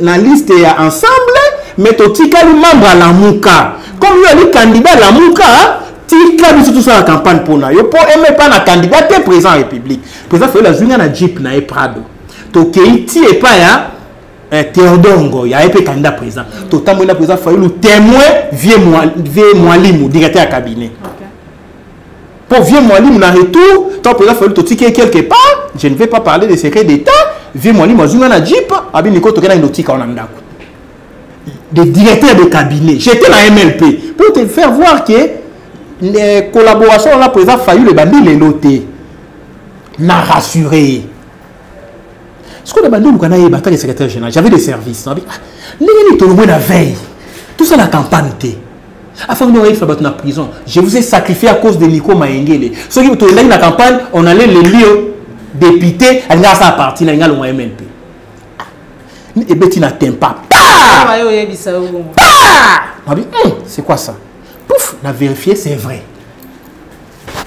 pouf mais si femme donne bien tout ce qu'on candidat à la Muka avant la droit de revendiquer l'élection à Félix T en prison tout le monde soit proche à Fang Diongo. Fang Diongo a négocié sa liberté même Chadari allait libérer Fang Diongo. Ok, il a négocié sa liberté mais quand il a une grâce présidentielle ça c'est négocié non. Secrétaire général. C'est négocié qui pour na simana moi ça la. Nous avons démontré. C'est le secrétaire général. Non, membre belé. Bah proclamer Fayulu Félix président. Alors président Fandiongo, en tant que secrétaire général MLP, on a soutenu Fayulu va proclamer été. To reconnaître Chilombo président. Hollande? Aboya. MLP reconnaître Chilombo président. À l'époque, c'est moi le secrétaire général. Pourquoi reconnaître été? Parce que tant que tu as le processus, nous sommes en prison. Tant que ce discours pour les respects que j'ai, dans le bateau, entourage à Fayulu. Il visait Nico Mayengele et Prince Epende. Dans l'entourage à Fayulu. Il nous a cité sans nous citer. Hollande. C'est ça la haine. Nico Mayengele et Prince Epende. Tu es ancien MLP, hein? Prince Epende, entre parenthèses, il est représenté à Franck Diongo dans la Cour suprême. Franck Diongo a aussi failli à Ibaki poste à Chaloupa. À l'époque, Chaloupa n'était pas dans MLP. Chaloupa a dans MLP après. Le gouvernement Chaloupa a Nico Mayengele ministre. Prince Epende conseiller Franck Diongo chargé de la jeunesse. Chaloupa ministre député indépendant. Fayulu indépendant. Vous avez maman. À quoi si Fayulu a poste à Chaloupa té. Président Fayulu, il y a une époque na Franck Diongo. Prince Epende na Franck Diongo. Franck Diongo représentait Prince Epende a représenté Franck Diongo la Cour suprême. Délégué na recomptage de voix. Fayulu a funda qui liste na ba Wivin Moleka, ba Franck Diongo, ba Chaloupa, nous tous a proclamé na Lukunda na 2006. Fayulu a funda qui bango. Fayulu a contesté la liste électorale. Alors, tout ça, la recomptage de voix. On a une voix qu'on les capable de proclamer. Nous Franck qui ont dépêché qui Prince Epende pour surveiller comptage à ma voix naïe. Recomptage. Au moins, on est nuance. Si vous avez vote, il a fallu comment? Oh non, Franck Diongo, Kabila n'a pas qui Fayulu en 2006. C'est faux. Pour Fayulu a contesté liste Nyoso. Tant on va dire comptage de voix, vice-président ou président à la Cour suprême à Koufi.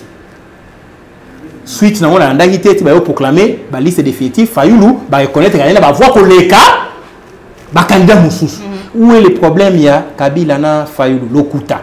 Mais il faut comprendre bien, président Franck, quand on a le processus, tout ça, la campagne était 30 secondes, et ça là qui passe en or, on appelle ça qui Chadari.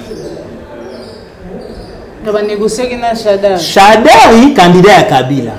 Franck Diongo a la Muka. Franck Diongo est dans la prison, comme il est très populaire.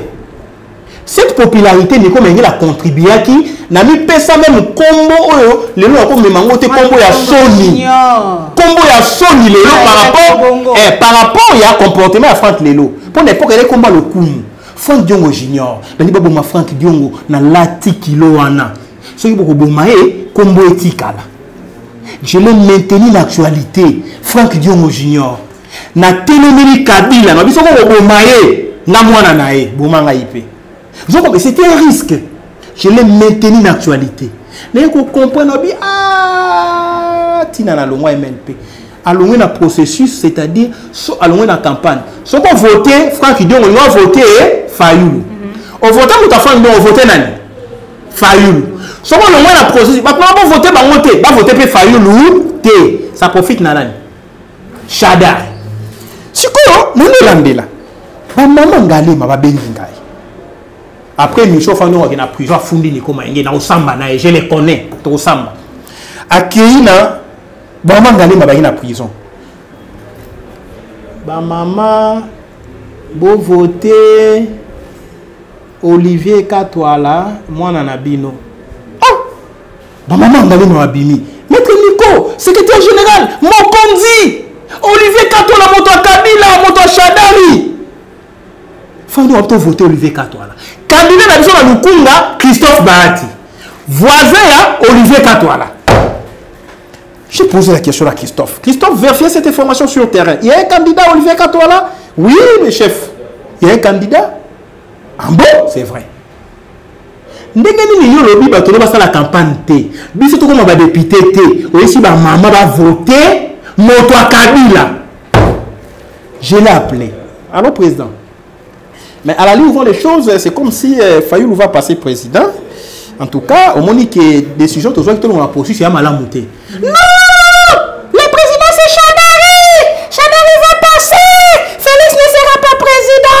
Félix négocie les postes du ministre de l'Intérieur! Félix ne passera pas! Aux Hollandais, les noms, les fils de Tshisekedi, je ne peux pas les combattre. Yo, c'est la campagne pour Félix. Tu lui as donné la chance de passer? Et c'est ça qu'on comprend la révélation. Mais moi, on reconnaît que tant qu'on va proclamer qu'il est exact. Mon Dieu soit sérieux dans ML par exemple, Franck Diongo disait dans la prison, Félix ne passera pas. Le processus est corrompu. C'est Chadal qui va passer. Moi, je ne ferai pas 5 ans en prison. Mais peut-être attends, Moni Félix Aleki, c'était une forte joie. Il ne croyait peut-être pas quand il y a un Kabila qui a triqué le sous Nenga Messana Goussala. Félix. C'est normal qu'après soutenir. Ce qui Franck Diongo est cohérent, logique par rapport à lui-même, il aurait dû comprendre que arrivé à Félix en 2018, c'est quand on l'a placé à la tête de l'État par Kabila, il y a un aboutissement, il y a Ibiza, Monaco, Venise, il y a Kombataki. Voilà, au moins est-ce que tu as dit Franck Diongo a télémé la Félix. Kabila a négocié la Félix. Na Ibiza, Monaco, Venise, Paris, Bruxelles. Papa Tshisekedi a Koufi. Kabila a Zuikraba accord wana. Yo zala awa. Yo Franck Diongo télémé la qui ba pré contact ne salimaki. Ce qu'on va proclamer Mouto a gagné. Il y a le processus. Comment aurait dû exprimé terminé, mais c'était empêchement à battre la campagne. Il y a le processus, ils ont corrompu. Donc, fruit le processus corrompu et cause à la CT. Donc, Félix a dit fruit le processus corrompu. Dès temps où Franck Diongo, comment il m'a trahi? Va proclamer Félix président. Fayoulou m'appelle. J'étais en contact avec Fayoulou. Président Yalamouka, Nico Mengele, secrétaire général numéro 1 ensemble à Kinshasa. J'ai géré plus de 54 partis politiques. Franck Diongo a un bon fonctionnement ensemble. Nous avons comme un Nzela, nous avons infranté. Nous avons un bon Katumbité. Jacques Ndala a un témoin. Naïbi Sandala. Mon dit le travail, nous avons infranté à Katumbi. Ndala, Kamwabi. Ah! Nakangi parenthèse. Nous avons ça va monter. Avant vie, hein? Oui. Donc, Nico Mengele n'a pas Katumbi même $1. N'a pas Kabila même $1. N'a pas Chilombote, non, tu vas pas pouvoir, hein? C'est quoi, maman Joël? Tant qu'on va proclamer Chilombo, ou ils ont une émission historique, devoir de mémoire. Bah proclamer Chilombo, bah tractation bandit. Peter Kazadi. J'étais secrétaire général. Jacques Men. Ils sont en vie. En contact avec Franck Dion. Franck Dion devait envoyer les gens. Bah IDPS va négocier. Moi j'ai refusé. Non, mais non, je ne négocie pas. Hollande. Mi-ange. Mon adjointe. À Koutala même, non, Félix. Mon adjointe, mi-ange. Maman mi-ange a envie. Hollande. Nico Maïngé Nabi. Le coup il y avait le contact entre Chilombo, na staff Franck Diongo, Nico Maïngé avec Fayulu la course constitutionnelle. Si quoi, Jacques Men, Peter, Chilombo, mais ils ont négocié na biso, secrétaire général na yo, agence défendre Fayulu. Laissez-moi comprendre. Ndé atindi batuna TV bafinga ngai. Trahison. Les gens que j'avais libérés, j'avais fait libérer. Nico Maïngele, non, le baba bouzo, finga peu même miange. Hollanda, pour nani nalata qui toge, non défendre la vérité des urnes. Hollanda, des rages. Je me suis senti trahi. À Bénissi, dans la prison. Tous les tétés là, l'imbisangaï, ça va sauvage, hein, de par notre culture. Bah tété la savane na ya forêt pour na fanda na bino na gérer bino a bengisi tous les tétés la parti. Si je meurs en prison c'est Nico Maïngele azo combattre na bimata qui au défendre Fayulu la cour constitutionnelle a bengisi ba sportif. Si je meurs en prison c'est Nico Maïngele. Il dresse les gens contre moi. Quand on parle de sportif non maître Nico nous a fait beaucoup de bien. Bakanga Bisso, il nous a suivi tina kan church. Prison Samabele. Tina na prison Makala. Ala Titoge, Tobili, a vu téléphone. Mon condi. Zombie a décidé tout choix maboko. Zombie c'est Franck Dion. Bazok sanga ba betanga. J'ai dit à ma femme, maintenant c'est comme tel que je dois démissionner. Vous comprenez? Pour na justifier mon candidat n'est pas Félix, ça sous nangaïté, Bobi Misangaï. Atinenga batunanda ko apesa lettre d'émission longwa na sa lettre d'émission na ki na koti singa mona parti. Na publier na presse. Ba je vais publier lettre d'émission na alobisa bango souteti lelo. Parce que na lobi ba vérité la lettre on a 5 pages. Na za nango awa na armoire na ngai. Sikoyo au moment que j'ai cru dans Franck Dion, j'ai évolué dans Franck Dion, c'est mon père politique. Mais ajustement naé, à partir de l'arrestation, tu évolué bien 2 ans. Toi, tu as dit que la campagne a changé face. Si le lot a un axe du mal. Donc, j'avais très bien fait, maman Joël, il y a que l'on n'est pas présent pour les gens qui politiquement. Na l'indignation sonité. J'ai vu venir la mort politique de Franck Dion. Je lui ai dit, président, ce qu'on reconnaître au processus, ce Félix Abimi président, pour soutenir, il était pour faire la campagne pour la été. Ce Katumbi Abimi président, Fayulu, on a nulle part. Chadari, nulle part. On a commis les lettres à 4 pages avant de démissionner. Dans la lettre à démission, 5 pages, ça fait 9 pages. Donc aujourd'hui, Franck Dion n'est pas mieux placé pour soutenir les Rwandais que nous on a combattu ensemble. Alors, il ne peut pas se dire à cause de la fils Étienne Tshisekedi, mais s'il vous plaît, Franck Dion a les liens serrés avec Roubewa. Mais nous disons ici Roubewa et Rwanda. Alors, tout le monde est oh non, il a 1% de l'information. Na fandaka na ngai. Émission spéciale. Na fandaka na MLP hein. Président Franck Amona, Nico Maïngé n'était bien. C'est ça la politique. La vérité, on a eu un lobaté. Cela, le logo est gênant. Hollande. Même temps, Kabila m'a proposé 500 000 $. Ça fait un million. Kabila m'a proposé le poste de lycée. Mais il ça a été. Alors, le bani peut être à Banda contact comme Banda Kala. Et on peut me tuer. Mon pays, ça fait un jour que Kabila m'a proposé 500 000 $. C'est sa femme. Dans un restaurant. Na Swahili. Côté à Massavko. En passant, il sera VIP. Batarelo on va sur Swahili. Ah, Nico Mayengele on a vraiment un coup pauvre. Bah si un bon a trahi fond de tout bon parti wana. Ces petits là refusé. Abina beni mobile nae. Papa. Quand on a qui y a en prison. Ah bon, c'est vrai. Mais Nico ne m'a jamais dit. Ah, il est Fandongo Junior, incorruptible. C'est mon fils. Vous comprenez? Donc pour ma cambone bima parce que femme na ebisa ya tout ningai. Ozomona. Donc ngamo na ebisa été. Mukolongo mwasi nae tokutene ne Éthiopie na vene Éthiopie na Kasavu abenga mete niko na Éthiopie aye akabeli afungoli saki abina ne le côté papa Nico Mayengele notre fils le fils de son père tala makambo na yoki mais pourquoi ça papa na otena bien politique hein ya bien so balo baraté a kotisi liboko na saki abimisi $50 abi papa pona kibo moto na yo wali jeune poste ministère $500,000 soit $50 kabelo cha carburant. Même si on a maman $50 et les $500,000. Il y a un bon moyen kimia. Vous comprenez? Il y a un moment où on a bimi, encore le bon mabé n'angate. Nico Mayengele c'est mon fils.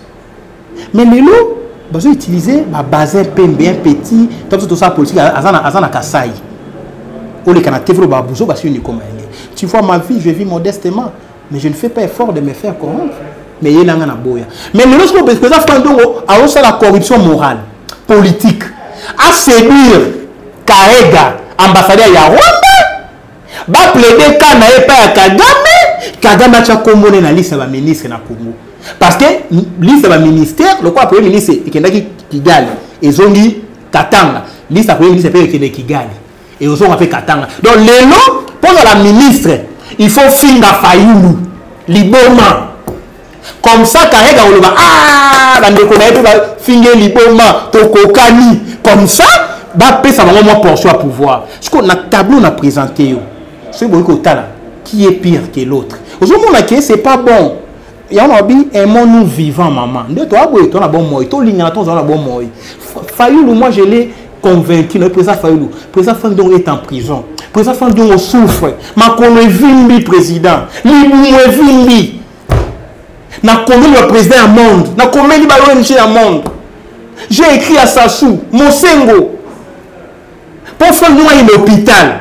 Les gens côté hôpital, au Biki, au combien tu as retrouvé toutes tes facultés. Mon toit va normal, au Liboma. Tu vois, c'est révoltant, s'il vous plaît, c'est révoltant.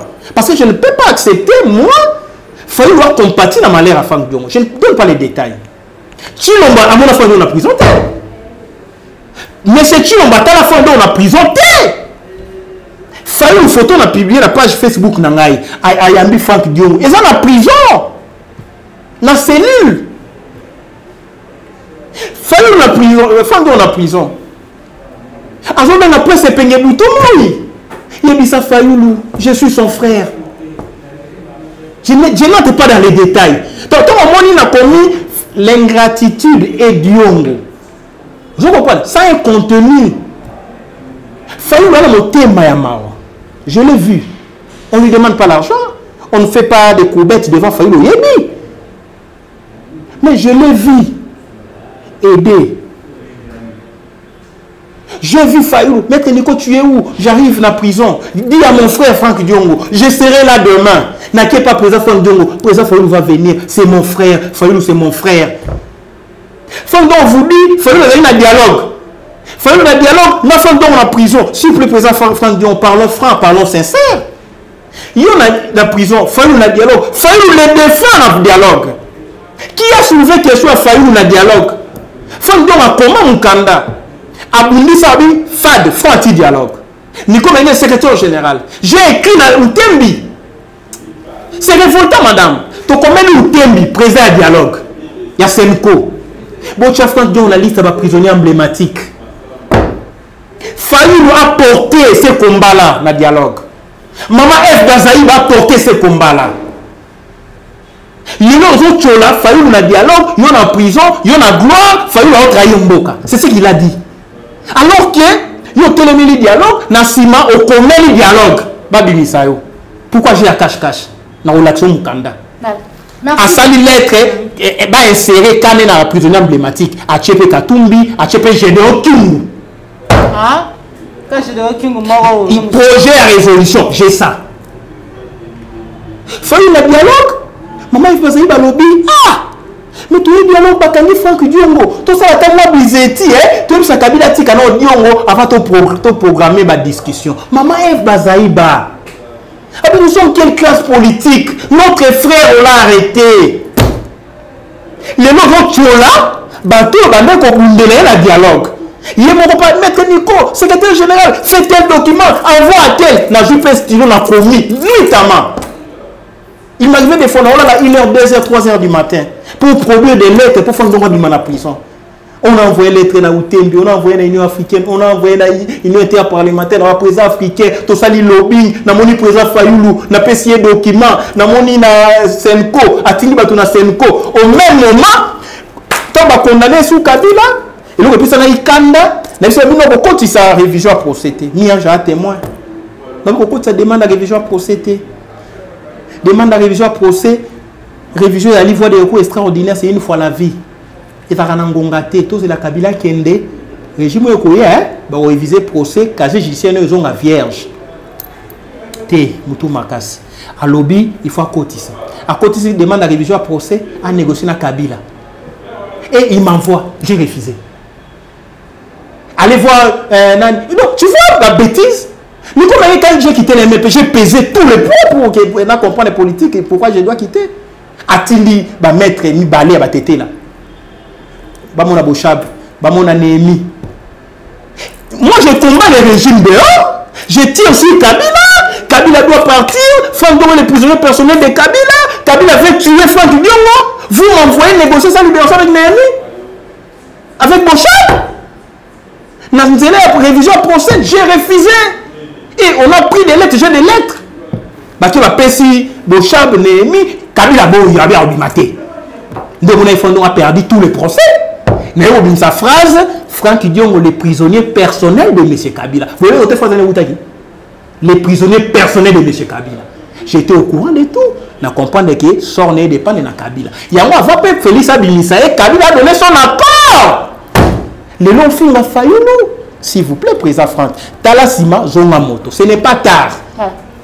Merci beaucoup, Bandeko Balandi, plus clair la chaîne de vérité, Bandeko Balandi, émission vérité de tout côté, les alaki vraiment bongo ba vérité, spéciale émission, on a mettre Nico Maïngé, le président à Congo normal. Moi quand ya ba bundeli, ba bazali ko zo risque ya ko telema pe ko tombola mungo ko dénoncer, ma ezali ko sala ma ya malamu tena kata mboka na biso, to linga Congo ko leka nyonso parce que vers la fin, hein, Boyo qui vraiment déjà même rythme et l'obéli à mettre Nico Maïngé les gars en face et ça n'est pas si makasi na maïo yazali koloba ba politiciens congolais ba benga bino des fois ba politiciens parce que ça fait mal. Tout ça qui vraiment essayer de mettre Nico Maïngé les potes tout sur l'anaïe mais que ça là qui était prochainement pour ça l'émission spéciale dans ba document pour être talisa mais nyonso oyo ya lobi awa na kati ya émission au vérité de tout côté tout comme na suki émission na biso bande ko balandia Pistère télévision mitune zalaki ya ngai bien ezalaki ya mettre Nico Maïngé les matondo na yo Joël Gona gauche ça d'image aux hommes qui si ma caméra matondo na Christian Bopati les référendums depuis Paris matondo na Jean Bembe West matondo na bino nyonso ba kongomani ba bozaki li bafu ya kolanda biso pe ko kota biso na banda ko na bino mais ya mboto ka bolana bino na ko senga na mettre Nico Maïngé pour te numéro de téléphone pour na baye ba bozala vraiment na besoin ya ko compatir na yo ko soki nga ezala na place na bango de peut-être na benga pour na compassion numéro de téléphone. Merci beaucoup mon Mboka. Même rigueur on a exprimé, même radicalisme, même franc-parler on a sali face à dossier à président Franck Diongo qui reste mon parrain politique mais na souka bunginzela même rigueur que j'applique na Fayou. Quand je suis avec lui, le président Fayou aujourd'hui a décidé à Kota, dans le gouvernement Chilombo, moi, Nico Maïngé en Hollande. Parce que, dans le Hollande, mes propres oncles, je ne vais pas en Hollande Moutoumoussous. Donc, il y a les rigueur, il y a les NT, et il y a les vérité, devoir à vérité. Je devais mettre quand même la pendule à l'heure, puisque le coûté le bas mitro. Et après, ici, il va envoyer les gens m'agresser. Je connais l'homme et son système. Okay. Il va envoyer les gens m'agresser. Quand j'ai fait ces déclarations, je me suis préparé en conséquence. Il va envoyer les gens à un procès. On a encore au perdre puisque j'ai tous les documents. En tant que secrétaire général, na kenda même na caché dans moi secrétaire général. Remise et reprise de salaire maté. Et moi na mamona lobby ah c'est muto MLP oyo afanda nanga yebi ya ba vérité. Et puis au monde en abandonne le moi secrétaire général, à nous m'appeler secrétaire général Moussou Téti. Même après, on m'a envoyé des émissaires dans la Boya. Gouvernement 1, il y a Ilukamba. Il devait être ministre. Il m'a envoyé des émissaires. Nico Mengue s'est battu avec moi, il y a un jour, on a beaucoup de bon, pour dire que je suis aussi une valeur. Madame, il y a un élément, j'avais oublié. Pourquoi on a dit qu'il va m'agresser? Oui, bien, à un moment donné, j'avais compris beaucoup de choses. Quand le président Franck est en prison, j'ai exposé ma famille, mes enfants. Quand Kabila m'a envoyé 30 secondes, les gens chez moi à la maison, les mourants, j'ai dit pour Sodan à point à l'opango. Maman muso ile yipsi moi sanga yipsa papa so azali aya nda kote taba so ile balo ba elie na yo comprendre on a retard non bien après ça Franck Dion on habite je suis menacé on m'a bazo assiégé ngana nda ku les militaires on a Kabila ça à toi bon ma partie à Franck Dion. Franck Dion me dit comme conseil alors que lui a membre sécurité il est du système. Au nom maître Nico, il faut rentrer à la maison chaque jour avant 20h. Tu dois être chez toi chaque jour avant 20h. J'ai appelé Bandeko Moussousso, membre de sécurité, puis la famille. Nico, il faut casser les habitudes. Si on a avant 20h, on a avant 20h. Si on a un micolonion, on a un micolonion sauté. Si on a un sauté. Casser les habitudes. Donc, il y a eu sécurité, il y a casser les habitudes. On a tellement de conseils à présent, Franck. Il faut être chez soi. Tous les jours avant 20h. Ah, non, il voulait me livrer. Parce que, tu vois maintenant, hein, je me suis senti trahi. Et ce jour-là, j'ai versé les larmes. Et c'est bien qu'il faut dire, ah, président, je suis en insécurité, on me cherche à la maison. Et en retournant, mon fils, il y a des gens rusés. Mon fils, tu es où? Même si vous n'êtes pas dans votre nani, Joël. Non, bah, je suis à la maison.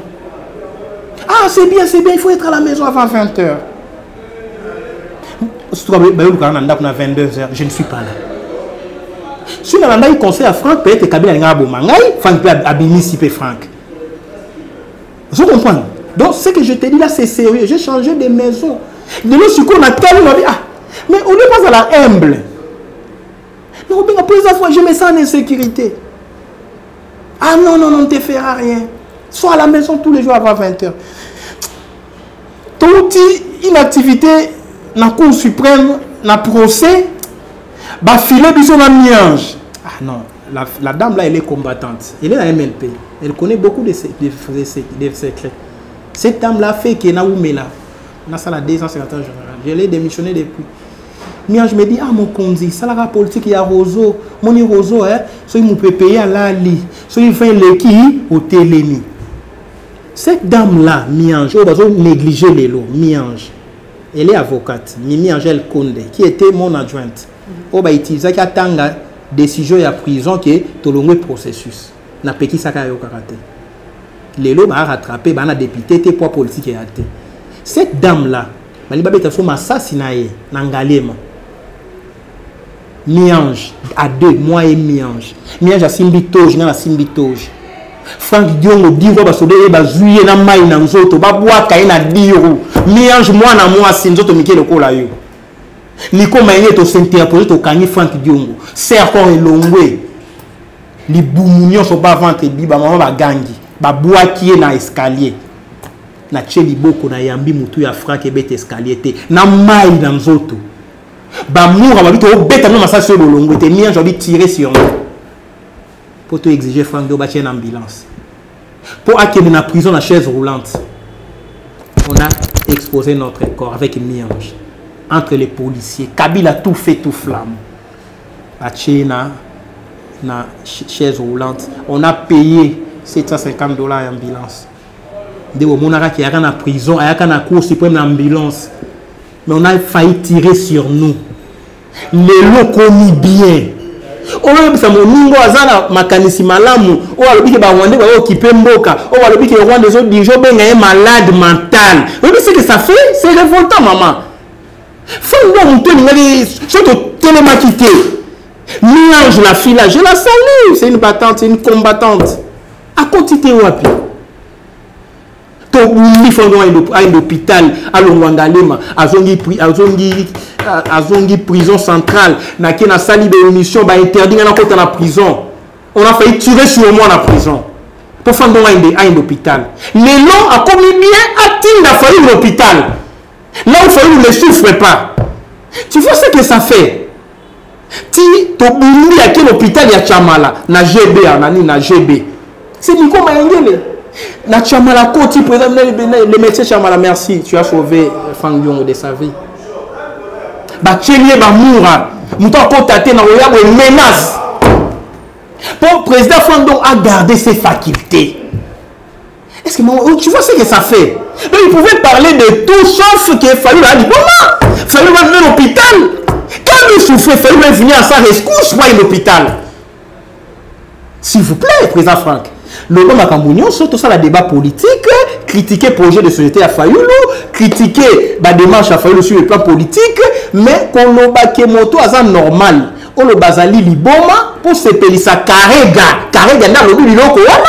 Président France, il y a notre cholo kalaté. Et on va mettre dans la prison, tu coûtes en été. Moi, tu payes ça en été. 2 ans. Tu coûtes en été. Quand il va chez maman, F bazali, bah, koufeli mobali, ça va y avoir ton wane na boutou. Chaloupa est mort, ça va y avoir ton wane na boutou. Chaloupa est mort, on a fait chaloupa dans le banaté. Les noms vont micro à fin, on a failli, à comme ça chaloupa. Chaloupa la fin, on ne se parlait pas. Dans le banaté. Chaloupa est mort, na kande à Franck. Les noms ont ça chaloupa. Au final, Fayoulou, n'a mandé à Cour suprême de l'Okuta. C'est révoltant. Tant que les Nico Mayengele va coufiter, il ne faut pas tronquer l'histoire. Donc là où le président Franck est, en tout cas, supportez-moi, c'est vraiment révoltant. Tu m'as enseigné un principe, il n'y a pas de compromis entre les biens et les mal. Le mal reste le mal, le bien reste le bien. Quand vous voulez chercher un compromis entre les biens et les mal, conséquence, il y a un mot qui est koufi, mal. Chilombo, il va sanctionner le Kuta, vérité. Il y a Cour suprême. On a voulu faire un compromis entre les biens et les mal. Mboké Koufi, Kagame nous gère aujourd'hui. Président Fayoulou va continuer à dire ça. Diaspora, on va Fayoulou la banque à Kagame. Mais il a dit ça. Mais il faut que le président Franck a acquaintance. Il y a Roubewa. Tant où papa Tshisekedi dit, il y a accord à cascade. Pour moi, il ne voyait pas une quarantaine que j'ai. J'ai les secrets d'État. Il va Tshisekedi. Dans le processus. Bemba sali accord à cascade na Kabila. Accord de Matadi, 30 secondes. Bemba premier ministre. Kabila reste président. 1 plus 4 Ngeyate. Papa Tshisekedi a sali ASD. Alliance pour la sauvegarde du dialogue intercongolais. On a vu qu'un chef d'État. Il y a une cadre à ASD. Alliance pour la sauvegarde du dialogue intercongolais. Et là, il y a une masse de Papa Tshisekedi partout. Fandon Ali, Motoyamende, Mendiste. Il n'a jamais été Tshisekediste. Après, on peut appeler UDPST. Il y a tant que jusqu'au ASD, Alliance pour la sauvegarde du dialogue intercongolais, il y a Rwanda. Il y a RCD à Roubewa. Bakiti, honneur militaire. Roubewa, na FD, dans le même cercle de prière. Rwanda. Fando, on est à la TV, tu as fini à Roubewa. Jamais. Je le mets au défi. Il ne passera jamais à la télévision à finir à Roubewa. Impossible. Donc, Bouana Bango va moni Fayoulou, va me convaincre à Massas. Il va me gaminduki. Et aussi battre, Nico Mayengele est là, avant l'issage de Fayoulou fait son aïe. Puisque la météoposée, il peut entre Fayoulou, entre Dion a Kabila. La Dion va l'issage, moi Nico Mayengele, Fando Junior. Là, je vais Massas. Vous comprenez? Fando a été protégé. Et aujourd'hui, Nabimisi, parce qu'il y a une arme non conventionnelle. Il y a une arme de destruction massive. Je peux bombarder Fando, il meurt. À Koufi, et le MLP, il meurt. Il y a un bombardement siège, on en parlera un jour. Voilà. Merci beaucoup, Maître Nico, numéro de téléphone pour finir. C'est révoltant, hein? C'est vraiment révoltant. Ça fait très mal. Président Fandiongo, Luka Poste, on a Kimia, son ministre, géré, bien la famille, on a Baranayo. Voilà. Son ministre de quoi faire, on a dit là, copé ça a été. Parce que on bouge de commis trop. Numéro de téléphone. 081, en fait 084 84 86 177. Ouais. Plus 243 084 84 86 177. Et je suis au courant que Kabunda au combattre le ministre. Ça l'a fait fort. Chilombo reconnaître les forts. Oyo Salingo reconnaître Rwanda au détriment du Congo. Comme un ministre chargé des affaires rwandaises au Congo. N'a pas au cadeau. On crée un poste pour toi, ministre chargé des affaires rwandaises au Congo. Comme ça, tu gères les affaires du Rwanda au Congo contre les peuples congolais. Merci. Merci beaucoup, Bandeko Balandi. Ça énerve. La télévision, c'était vraiment une émission. Je ne sais pas comment je vais appeler cette émission et c'est mes amis qui m'ont cassé. Maintenant, je vais mettre Nico Maingele pour disponibiliser tant d'énergie pour la révélation pour être qui a fait quoi. Donc, on a pas été pour un livre, on a autant et c'est belé dans la commission économico-financière, assassinat bien mal acquis. On s'en est bien mal acquitté. Oui, on a assassinat et violation des droits des femmes. Ou les assassinats et bien mal n'a bien mal acquis, na commission économico-financière dans son argent.